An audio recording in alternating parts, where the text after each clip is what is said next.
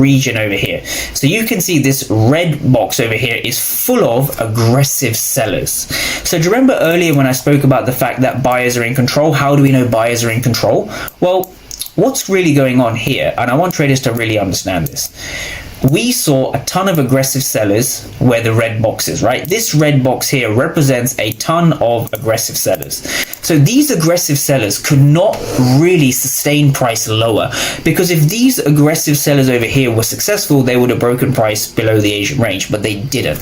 So this is what we call an absorption, right? Absorption of sellers, right? What does that mean? An absorption of sellers, simply put, simply means that sellers are not in control.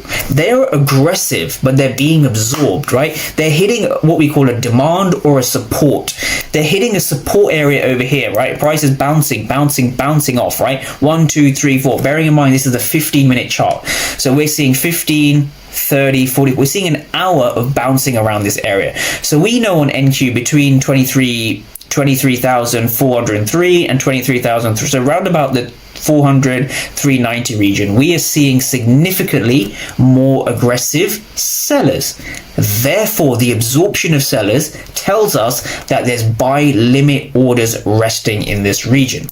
So very simply put, we are seeing that sellers here are aggressive, right? These are aggressive sellers over here.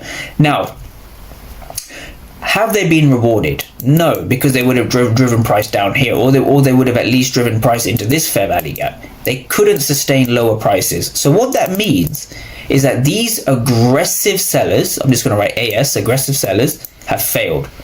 That means, right, when you see price breaking to the upside, you can